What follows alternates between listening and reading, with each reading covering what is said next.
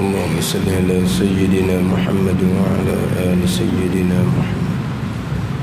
أعوذ بالله من الشيطان الرجيم. بسم الله الرحمن الرحيم. الحمد لله رب العالمين، والصلاة والسلام على سيد المرسلين وعلى آله وصحبه أجمعين. رب اشرح لي صدري ويسر لي أمري واحلل عقدة من لساني يفقه قولي. سبحانك لا علم لنا إلا ما علمتنا إنك أنت العليم الحكيم. ولا حول ولا قوة إلا بالله العلي العظيم. Kitab Fathul Mu'in, muka surat 21. Bari atas sekali.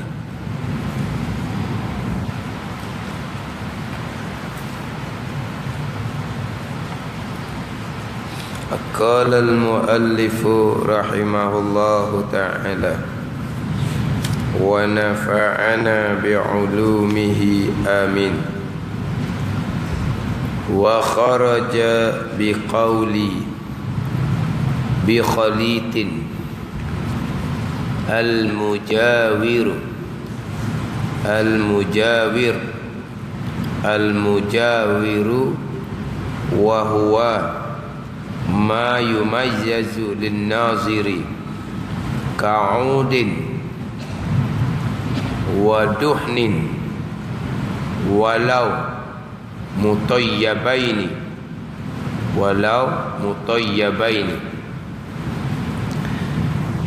perkataanku, perkataan pengarang kitab Fathul Mu'in.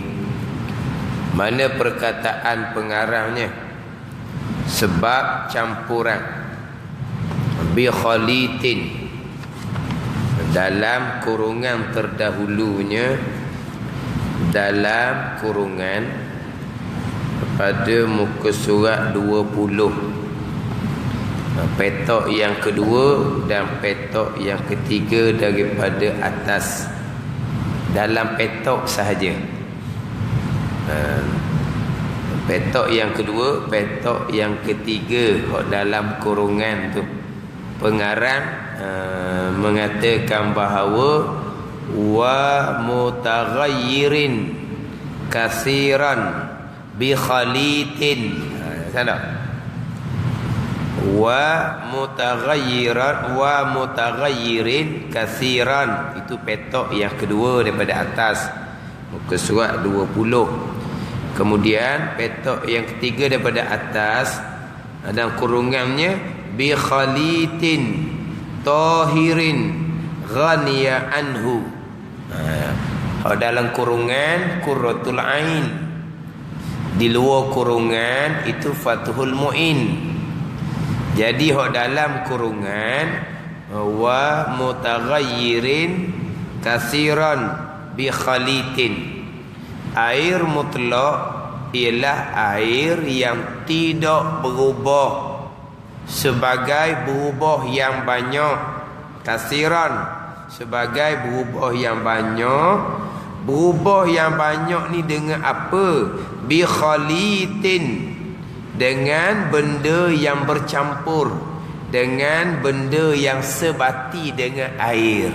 Bercampur dengan benda yang sebati dengan air. Contohnya Milo, contohnya kopi. Dia tu larut dalam air, tak boleh nak buat keluar dah. Milo, kopi nak pisahkan daripada air tak boleh. Hak ni dipanggil mutaghayyir ni. Air mutlak bukan air yang bercampur seumpama ni. Air yang bercampur seumpama ni, air ni bukan air mutlak lagi dah. Tak boleh nak ambil semayang, tak boleh nak buat mandi wajib, tak boleh nak basuh najis. Sebab nak ambil semayang, nak basuh najis, begitu juga nak ambil semayang, nak mandi wajib, begitu juga nak menyucikan najis. Syaratnya air mutlak. Adapun air yang berubah sebagai berubah yang banyak, bukan ubah sikit-sikit, berubah di bi khalitin, dengan benda yang larut daripada di dalam air. Di hadapan ada benda yang menyebabkan berubah air tetapi bukan larut dalam air, dia panggil benda yang mujawir. Benda yang bukan larut dalam air tetapi benda yang dekat, berhampiran dengan air, tak larut. Contoh di hadapan, Nabi nampak masalah dahulunya. Contoh di hadapan ada satu batang kayu. Batang kayu ni duduk dalam air, menyebabkan air tu berubah. Berubah dengan apa? Dengan bau batang kayu tu. Tapi daripada batang kayu tu ada keluar apa-apa? Tidak ada keluar apa-apa, cuma keluar bau saja. Air tu kekal mutlak walaupun berubah banyak sekalipun. Sebab dia bukan berubah yang larut, dia berubah dengan benda yang dipanggil mujawir, benda yang berhampiran dengan air. Dengan batang kayu tu berhampiran dengan air, jadi air jadi berubah wangi bau. Air tu kerana batang kayu ni yang menyebabkan air tu berbau. Berubah banyak air ni, banyak berubah, wangi-wangi sangat air ni. Tapi berubah dengan benda yang larut ke tidak? Berubah dengan batang kayu. Batang kayu tu ada buat keluar warna-warna ke? Tak ada. Batang kayu tu jadi pecah ke? Menyebabkan keluar dia punya jirim-jirim? Tidak. Batang kayu molek comel, tak ada pecah apa-apa, tak ada keluar warna apa-apa, tapi jadi bau. Dia bau ni bukan mengeluarkan satu benda. Bau hanya dia panggil wap sahaja. Itu tidak merosakkan air yang mutlak, walaupun berubah banyak sekalipun. Hak menyebabkan air tu menyebabkan air tu bukan air mutlak, berubah yang banyak bi khalitin, dengan benda yang sebati dengan air, dengan benda yang larut dalam air, macam Milo, macam kopi. Kita balik pada kitab ni pula. Perkataanku sebab campuran, bi khalitin itulah mana berubah dengan benda yang sebati. Itu mengecualikan pendamping. Dia buat gitu. Di hak Arab ni gini. Wa kharaja bi qauli, dan keluar dengan perkataan aku, perkataan pengarang. Pengarang kata apa hak terdahulunya? Wa mutaghayyirin bi khalitin, berubah dengan benda sebati. Keluar dengan kata berubah benda sebati ni al-mujawiru, berubah dengan benda yang berhampiran dengan air. Berhampiran dengan air ni sama ada duduk dalam air ataupun duduk luar air, tapi bau dia kuat sangat, air jadi berubah. Hak tu bukan berubah yang larut, air kekal mutlak. Nak cerita masalah tu je. Sama juga dengan duduk dalam air batang kayu tu, samalah. Dia berubah hanya dengan batang kayu yang dipanggil mujawir. Mujawir ni batang kayu tu berhampiran dengan air, berdampingan dengan air, duduk dengan air. Tapi batang kayu yang menyebabkan bau tu, boleh tak kita nak keluar daripada air? Boleh. Ataupun berubah yang larut, Milo kita boleh tarik daripada air ke tidak? Tidak. Tu boleh berubah yang mana kalau bersangatan berubah, air tak panggil mutlak dah, dia panggil air mutaghayyir. Tu je. Hak kata air mutaghayyir ni berubah dengan bi khali, dengan benda yang larut. Keluar kata pengarang ni dengan bi khali al-mujawir, diterjemah dengan pendamping. Pendamping. Pendamping ialah sesuatu yang terlihat di mata. Seperti kayu ud, kayu ni, kayu gaharu, minyak, yang walaupun keduanya itu suci. Dia cerita ni benda suci lah. Kalau berubah dengan benda najis, muka surat hadapan itu berubah benda najis. Bukan walaupun keduanya itu suci, bukan.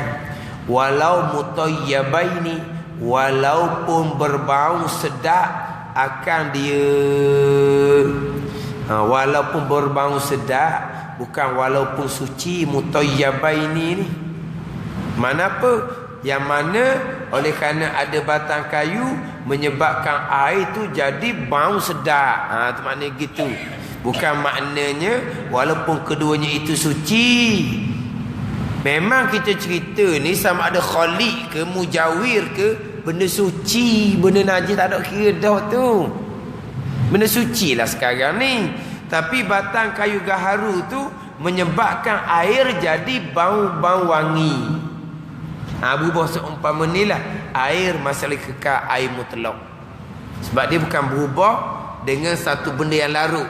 Sebab daripada batang kayu ni tidak mengeluarkan apa-apa. Kalau mengeluarkan warna, tu sama macam Milo kopi lah.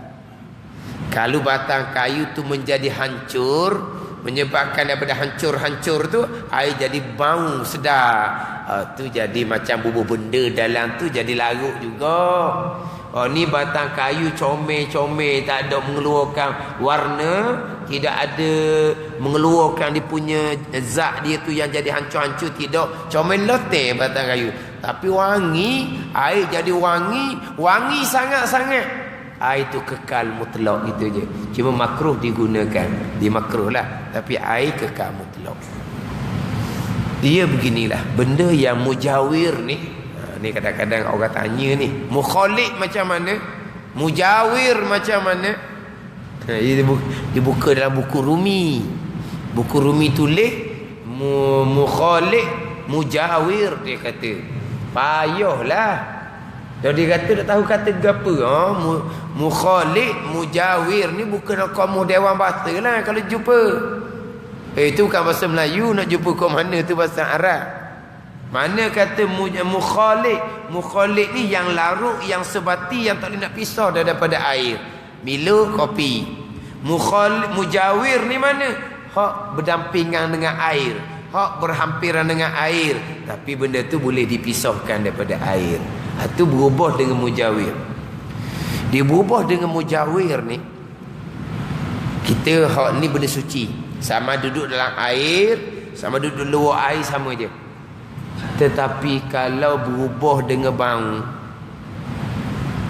walaupun benda najis sekalipun, tapi jangan duduk dalam air lah. Benda najis duduk dalam air, air jadi najis lalulah.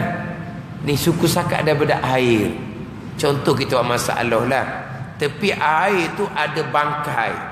Bangkai tu najis. Kuatnya bau bangkai tu dekat dengan air tu. Kita katalah air dengan bangkai tersebut duduk dalam bilik, dalam almari ke dalam tempat yang tertutup.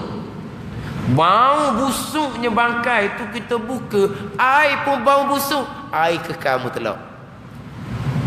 Tapi ini bukan bangkai dalam air. Bangkai dalam air tu dia duduk dalam tu pun ranah lah airnya. Ni tak ada kena-kena. Dia kalau mujawir, benda suci, duduk dalam air ke luar air ke samalah. Benda suci duduk dalam air pun tak ada masalah. Kayu duduk dalam air, air jadi wangi sangat-sangat kekal mutlak. Kayu duduk luar air, tapi kuat bau kayu ni, air wangi, tu sama telah lah. Itu benda suci. Ni benda yang hanya yang berubah kerana bau. Dia bau ni dikira tidak bawa ain. Dia bau tidak bawa ain, tak ada benda. Bau hanya dia panggil wap-wap gitu je. Dia panggil jerakit je. Tapi tak ada benda sebenarnya bau ni. Tak ada.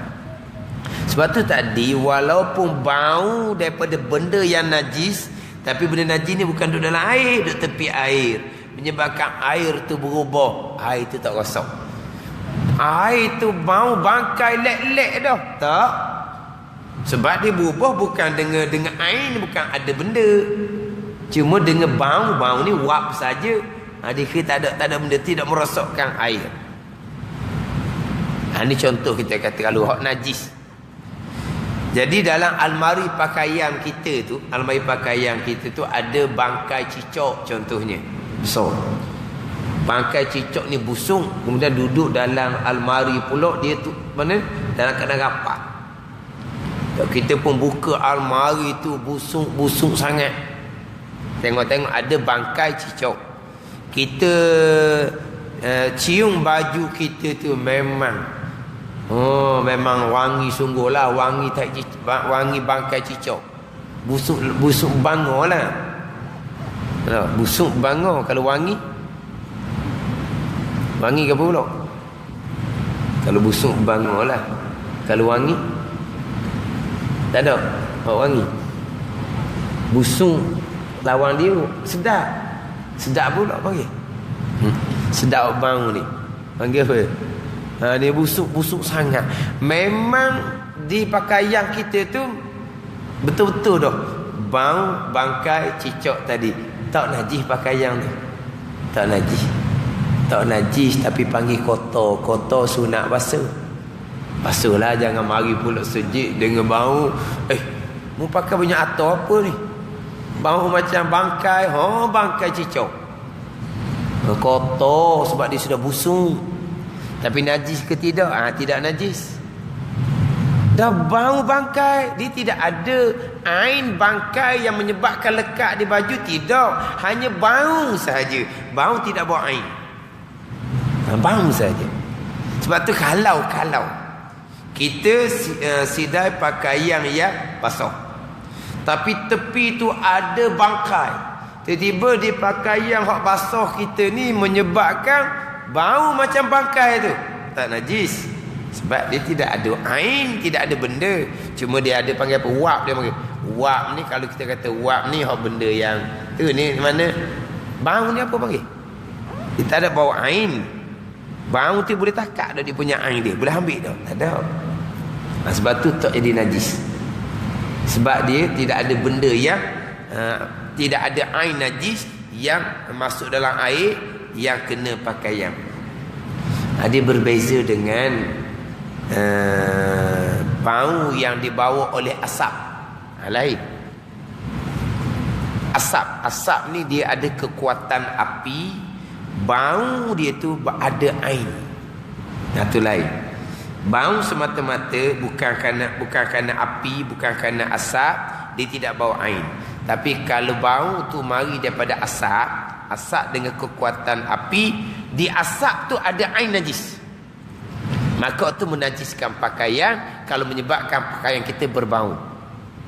Sebagai contoh, asap najis. Bukan asap sampah. Asap sampah benda kotor, bukan benda najis.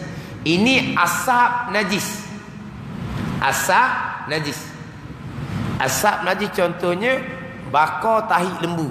Zaman itu sebab pun buat baja ke apa tak tahulah. Dia bakar tahi lembu. Dia panggil asap daripada benda najis. Bukan asap daripada benda yang kena najis. Pakaian kita kena air kencing. Pakaian kita dipanggil benda suci yang kena najis. Asap dia tak najis. Adapun bakar tahi lembu, tahi lembu tu benda najis. Asap daripada benda najis. Itu beza dengan asap daripada sampah-sampah, daripada pakaian-pakaian yang asalnya suci tapi kena najis. Asap tu tak hukum najis. Yang mana asap hukum najis adalah asap daripada benda najis yang dibakar. Tahi lembu betul-betul dia bakar tahi lembu, nawak baja, maka asap tu bawa najis. Kalau pakaian tu basah contohnya, menyebabkan pakaian tu bau busuk. Tapi asap najis ni memang najis lah. Kalau bau sikit-sikit pun najis. Tapi kalau bau sikit-sikit masih lagi dimaafkan, boleh buat sembahyang lagi. Tapi najis tetap najis. Sikit je bau di pakaian kita dengan asap tahi lembu tu najis. Cuma kalau sikit-sikit dimaafkan pada solat, boleh buat solat, tapi seeloknya dibasuh dululah. Tapi kalau basuh kena basuh molek sebab pakaian tu sudah dihukumkan najis. Tapi kalau bau tu banyak maka tidak dimaafkan pada solat. Tapi cuma nak ceritanya najis. Walaupun asap itu menyebabkan pakaian tadi berubah baunya sedikit saja, pakaian itu menjadi najis. Sebab asap daripada benda najis dia bakar, asap ni dia ada kekuatan api yang bawa air najis. Kalau bau semata-mata bukan bakar, maka bau tu tidak bawa air. Maka bau tu tidak menajiskan pakaian kita. Walaupun pakaian kita tu bau memang betul-betul dah sama dengan bau najis tu sekalipun, tapi tak najis hukumnya kotor sunat basuh. Dah iyalah kalau kita buka almari siapa pakaian tu busuk sangat, sesuai kita nak pakai. Dalam solat menghadap Allah Subhanahu wa taala sesuai dah. Ni duk tanya. Almari baru dia kata. Jadi bau dia kuat. Pakaian dalam almari tu bau macam almari baru tu. Najis ke tidak? Allah. Itu najis, itu bau benda suci. Bau almari baru.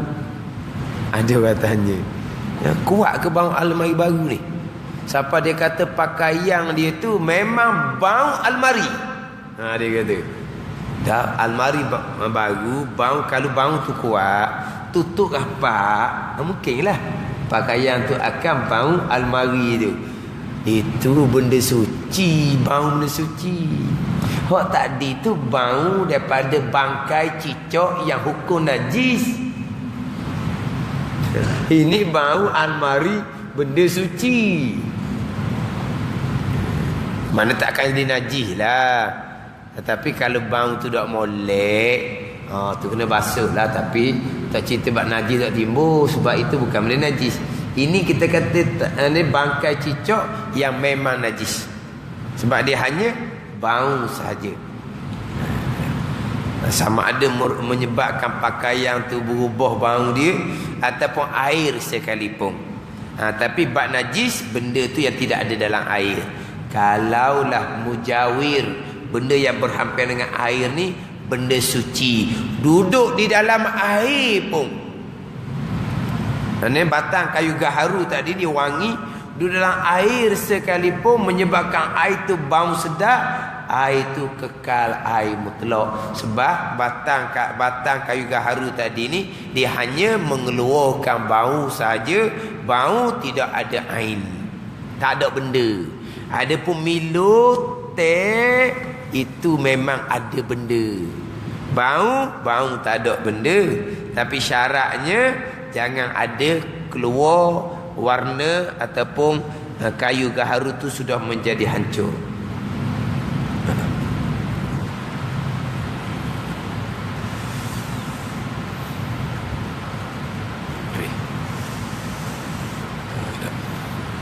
Jadi hak mujawir ni, hak berhampiran ni sama ada berhampiran dengan air ataupun duduk dalam air sekalipun. Benda apa yang berhampiran dengan air? Benda suci yang tidak duduk dalam air tapi dekat dengan air menyebabkan air itu berubah sangat-sangat. Apa dia? Kuat sangat bau. Ada? Ada tak? Ada loh. Kita air berubah bukan kerana bau apa-apa. Biasa air berubah kerana kita simpan lama. Hak tu adalah hak tu. Memang berubah air. Berminyak air kerana kita simpan lama. Hak tu kekal mutlak dan tidak makruh pun kita gunakan. Tak ada apa-apa. Hak ni berubah dengan benda yang suci. Tapi benda suci tu duduk bukan selarut dalam air, hanya berhampiran dengan air. Tengok contoh di hadapan. Wa minhu al-bukhur wa in kasura wa zahara nahwu rihih khilafan lil jam'i. Termasuk pendamping itu bukhur, yakni kemenyan. Kemenyan dibakar, kemenyan. Walau banyak mana walaupun banyak berubah dengan kemenyan tu dan jelas baunya dan sepadannya. Sementara segelintir ulama berpendapat lain. Ini dia. Maknanya ni jelas benda yang yang berhampiran dengan air. Maknanya dia bakar kemenyan. Kemenyan ni bukan benda najis, benda suci. Kemudian keluar bau tu. Keluar bau tu menyebabkan air tu jadi bau macam asap kemenyan lah panggil tu. Asap kemenyan. Dia api ada, dia asap. Tapi kemenyan tak najis. Kalau najis main api tak boleh. Sebab dia bila main api dia akan bawa zat ain. Ni dah. Kemenyan ni benda suci, dia bakar berhampiran dengan air, baunya sedap sangat-sangat, tiba-tiba air tu menjadi berubah bau, berubah ni banyak ni, bukan ubah sikit-sikit, kekal mutlak. Sebab dia hanya berubah dengan benda yang berhampiran dengan air, bukan larut di dalam air, tu je. Sikit ni.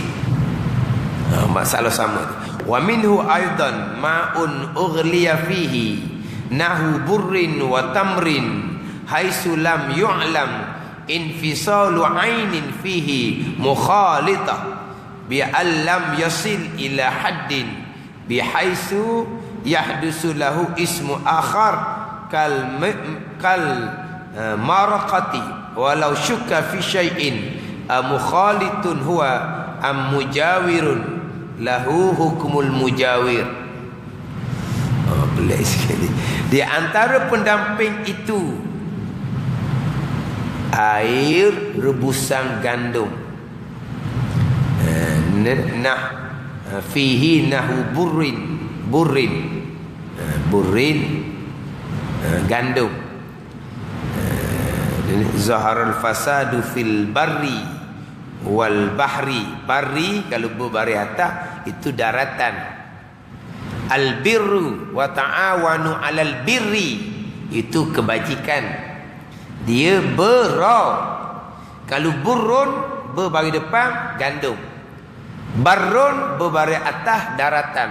Zaharul fasadu fil barri wal bahri. Barri itu daratan, bahri itu lautan. Tapi kalau birrun berbagi bawah, wa ta'awanu 'alal birri wat taqwa, berbagi bawah tu kebajikan. Ada baris ni, kita arak sungguhnya tidak ada baris. Kita arak sungguh tidak ada baris. Lepas tu nak baca baris depan ke baris atas ke baris bawah ke gomoh gilah. Tengok tempat lah nak baca ke mana. Tengok tempat. Di antara pendamping lagi air rebusan gandum, buah kurma dan sebagainya, selama tidak terlihat bercampur dengan semacam apa nak baca rerongtongannya, lagi pula tidak sampai ke batas mungkin bukan lagi disebut air, misalnya kuah. Walau ada sedikit bahagian kuah tadi yang diragukan apakah ia campuran atau pendamping, maka buah-buah itu tetap dihukumi sebagai pendamping. Terjemahan dia ni apa nak cerita ni?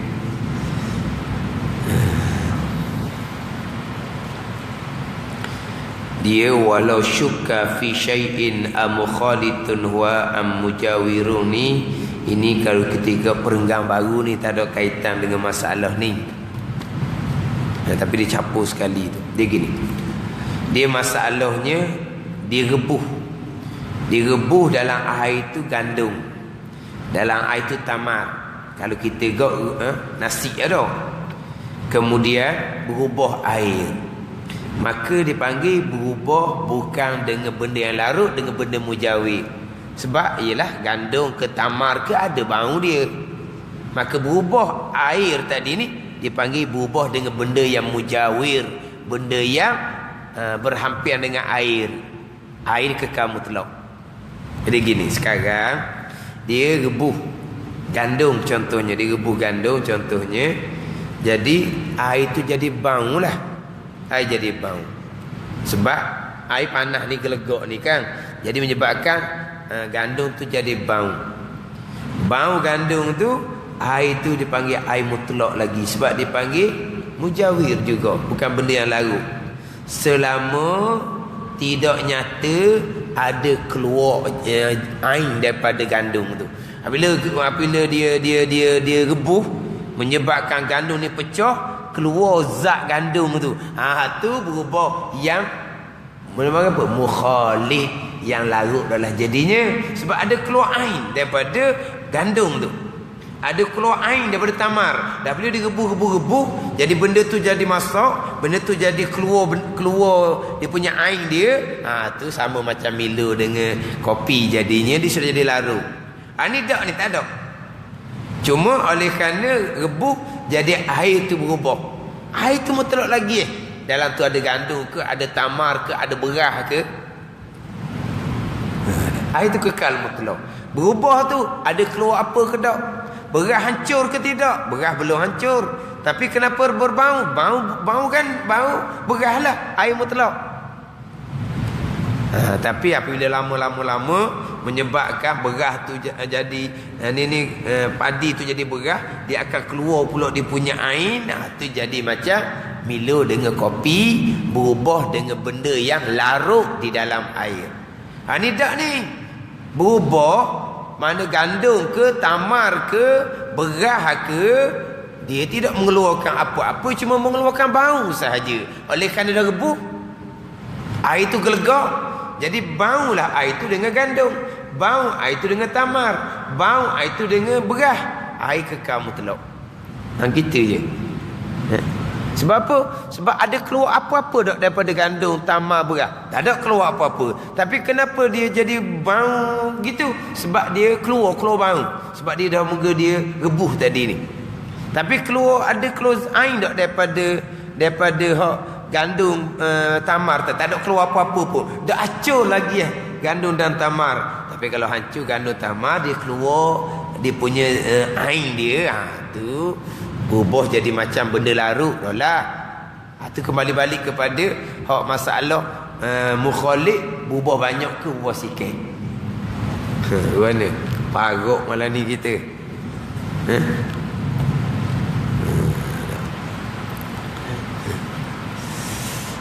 Melainkan tak ada keluar apa-apa. Tapi siapa peringkatnya tak panggil air dah, panggil kuah. Tu barulah bukan air mutlak. Tak ada keluar apa-apa. Tapi jadi macam mana, macam apa? Dia punya tu tak cair dah, orang apa?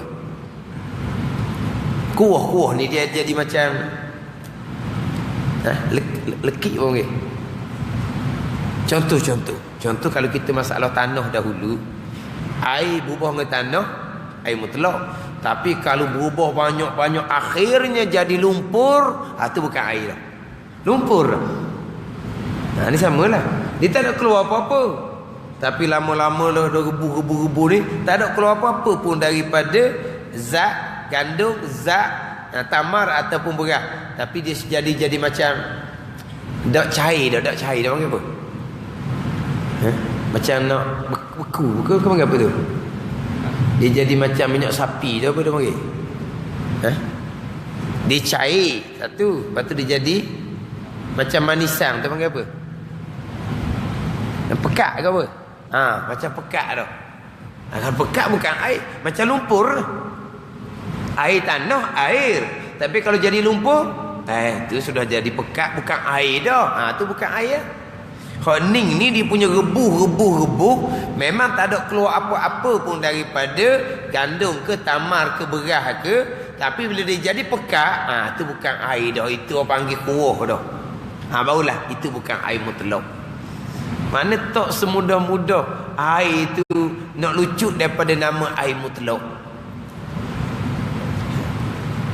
Tetapi biasa kalau rebuh lama-lama, dia akan keluar daripada zat ain gandum, ain tamar. Tu hukumnya macam Milo dengan teh, dia akan jadi larut. Jadi larut ni kalau berubah banyak, maka air tu bukan air mutlak. Terjemahan tu tak tahulah nak buat macam mana. Terjemahan tu buat macam mana terjemahan dia. Kemudian walau syukka fi syai'in amukhalitun huwa au mujawir tu perenggan baru tu. Tapi terjemahan dianya, walaupun Walaupun ada sedikit bahagian kuah tadi yang diragukan apakah ia campuran atau pendamping, maka buah-buah itu tetap dihukumi sebagai pendamping.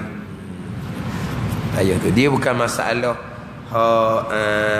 gandum ataupun tamar, bukan. Jadi sekarang ni apa dia balik pada masalah mukhalid mujawir. Mukhalid ni berubah dengan satu benda yang menyebabkan larut dalam air. Mujawir ni berubah dengan benda yang berhampiran dengan air. Berhampiran duduk dekat ke, berhampiran duduk dalam ke, hanya berubah bau sahaja. Itu kekal air mutlak. Tetapi jangan ada keluar apa-apa daripada benda yang berdamping dengan air, macam kayu gaharu. Jangan kayu gaharu tu mengeluarkan dia punya air dia sebab dia sudah hancur. Jangan tiba-tiba kita syok berubah bau ni, kayu gaharu ni berubah bau semata-mata, ataupun kayu gaharu ni sudah mengeluarkan air, kita syok, maka hukumnya berubah dengan benda yang hanya mendamping saja bau, air kekal mutlak. Gitu je. Sebab dia berubah bau ni daripada kayu gaharu ni, kemungkinan kayu tu tidak keluar bau saja, tapi kalau kayu duduk lama dalam tu, kayu tu mungkin dia jadi repuk ke, berubah tu kerana dia punya ain kayu gaharu yang nampak macam nak coh dah tu, jadi air jadi wangi. Ini bukan bau saja dah ni, berubah wangi ni kerana keluar benda dah ni daripada batang kayu gaharu ni. Yakin ke tak? Tak nampak keluar, tapi nampak macam tak berapa nak kerah dah kayu gaharu tu. Syok kitanya. Keluar berubah kerana bau semata-mata, dipanggil mujawir. Hak duduk dekat berdamping, ataupun berubah yang larut kerana batang gaharu tu takut dia sudah mengeluarkan air, sebab nampak macam nak pecah dah, tapi nampak tak keluar benda, tak nampak. Hukumnya berubah air tadi dengan mujawir, dengan benda yang berhampiran sahaja, air kekal mutlak. Yakin dah nampak keluar dah daripada kayu gaharu tu dia punya isi dia. Tu jadi berubah, jadi larut dalam air. Sebab kita sudah tengok keluar dah benda tu daripada air. Kalau semata-mata batang gaharu, tu kita boleh cabut daripada air. Tapi kalau batang gaharu tu sudah jadi hancur, jadi keluar tu punya air yang larut dalam air, tak ada nak keluar dah tu nya, memang sebati dah dengan air. Berubah seumpama tu dia panggil berubah yang mukhalid, yang larut, yang sebati dalam air. Tengok berubah banyak, air tu bukan air mutlak. Berubah sikit, air mutlak lagi. Gitu je. Jangan ni mukhalid mujawir, orang mengajar apa pening. Kalau nak buat glamour boleh ni, buat cakap mesti tak mukhalid mujawir. Buat main ibarat je. Orang tak reti takkan tanya. Kalau dia reti dia tanya, aku tak reti kok, sebenarnya aku nak temu je. Kadang-kadang orang nak teh qaid yang lazim ke qaid yang munfa'at, kita tak biasa dengar pening. Dia nak tu kita je. Qaid yang lazim, air mutlak terdahulu. Qaid dah reti pula, dia kata kait sakuk. Sakuk tu sakuk mesti sakuk ke? Milo teh mesti sakuk. Tu bukan tu bukan air mutlak. Kalau qaid yang munfa'at, qaid ini qaid yang boleh bercerai. Kita sebut nama air pahit. Kena kait itu tak sebut air pahit, orang tak ambil air pahit. Nak air, orang ambil air napi. Air napi buat benda bukan nak minum, nak basuh, latar je. Ambil air pahit sudahlah. Royaklah nak air pahit. Jadi mana air tu mesti kait dengan pahit. Tapi kait tu mesti ke? Tak. Kait tu boleh bercerai nanti. Tapi dia keluar daripada pahit, duduk dalam botol, tak nama air pahit dah, panggil air botol dah pula je. Dah. Tapi duduk dalam berdi, air berdi pula nama. Tapi kait juga tu. Kait tu bukan kait yang lazim, yang tu kait yang bercerai. Dia panggil. Bila-bila masa je, kait tu hilang. Sebab apa? Sebab kita kait sebelum tu, kerana keluar kok batang pahit, panggil air pahit. Gitu je lah. Kalau kita timba daripada telaga, kita panggil air telaga. Kalau kita ambil daripada sungai, kita panggil air sungai. Dia kait juga tu, kena sebut nama telaga, tidak pergi ambil air lain. Kena sebut air sungai, tidak pergi ambil air lain. Tapi kait tu kait yang bercerai dia panggil. Sampai masanya nama tu hilang. Tapi kait yang lazim, yang tetap dah ni, air Milo, air kopi, pak bila air Milo, air kopi. Bubuh mana pun, bubuh dalam bekas ke, bubuh dalam cerek ke, bubuh dalam kelas ke, air Milo, air kopi, air Milo, air kopi. Kait tu mesti dah tak cerah dah tu. Dia panggil kait lazim, kait mufad. Bunyi istilah je. Kadang tu kan nyebut pun tak betul mana kau sebut pun. Ni mukhalif mujawir. Mukhalif mujawir. Mukhalif ni berubah dengan benda suci yang larut dalam air, yang tak boleh nak keluar dah benda tu daripada air. Tu barulah air tu boleh hilang nama air mutlak. Tapi kalau berubah dengan mujawir, kerana dia berhampiran sahaja, boleh dipisahkan daripada air. Hak mujawir ni, hak berhampiran, benda najis pun tidak merosakkan air mutlak. Benda najis, tapi benda najis bukan duduk dalam air. Benda najis dalam air tu memang air jadi najis.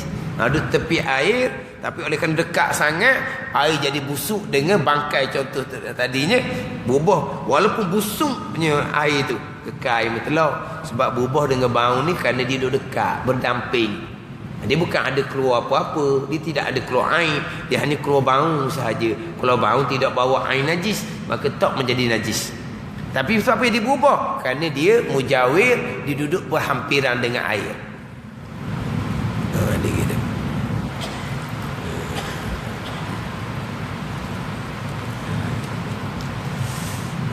Kalau kita katalah, tapi tak sebut dalam kitab seumpama tu, benda najis tadi, benda najis bila kena pakaian, kena air najis pada pakaian, tu sebati dah dengan pakaian kita.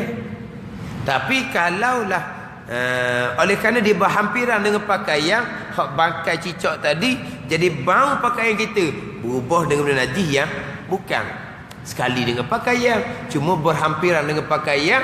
Oleh kerana duduk dalam bilik, dalam almari yang tutup rapat, jadi berubah. Adakah najis itu bersentuh dengan pakaian? Tidak. Tapi kenapa berubah? Kerana dia mujawir, duduk berhampiran. Maka jadi bau ni bukan kerana air najis, kerana bau najis. Tu tak ada najis, jadi kotor je lah. Tapi kalau najis tu sentuh di pakaian, tu dia panggil mukhalif lah tu. Mana apa? Sebab rapat dah dengan pakaian. Tapi tak ada dalam kitab sebut gitu. Kalau kita kena najis tu kan, kena najis, kena air najis, tak ada benda dah lah najis dah lah.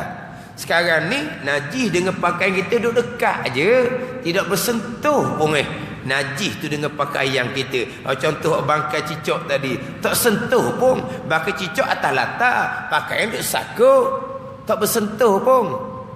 Tapi kenapa jadi bau tu? Kerana pakaian duduk berhampiran dengan benda najis. Jadi berubah bau kerana berhampiran dengan najis, pakaian tu tak hukum najis. Walaupun benda najis sekalipun. Sebab dia tak ada bersentuh air najis dengan pakaian kita.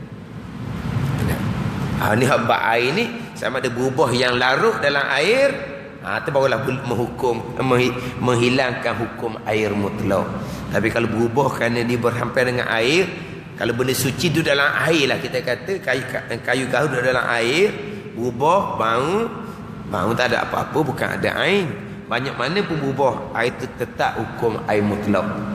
Sebab apa? Sebab kayu gaharu tu boleh dipisahkan daripada air, maka berubahnya dia panggil berubah dengan benda yang mujawir, dengan benda yang berhampiran, yang berdampingan dengan air, bukan berubah dengan benda yang sebati larut di dalam air. Sebati larut dalam air dipanggil berubah dengan bimukhalid, benda yang larut, benda yang sebati di dalam air, macam Milo, macam kopi. Barulah air itu tidak panggil air mutlak, dipanggil air mutaghayyir. Air mutaghayyir ni suci yang tidak menyucikan. Wa biqauli ghaniya anhu ma la yastaghniya anhu kama fi maqarrihi wa mamarrihi min nahwi tinin wa tuhlubin mutafattitin wa kibritin. Ini berubah dengan benda-benda yang ada tempat lalu air. Contohnya berubah dengan belerang ke, dengan karat ke, itu pun sama juga, tidak mengeluarkan hukum air daripada air mutlak. Wallahu a'lam. Bismillahirrahmanirrahim. Alhamdulillah bil alamin, wassalatu wassalamu ala sayyidil mursalin wa ala alihi wa sahbihi ajma'in. Allahumma aftah alaina futuhal arifin. Allahumma allimna ilma akdamin wa fahimna famasabikin warzuqna riqat talibin. Allahumma zidna ilman wa alhiqna bis salihin. Wa sallallahu ala sayyidina Muhammad wa ala alihi wa sahbihi wa sallam. Walhamdulillah.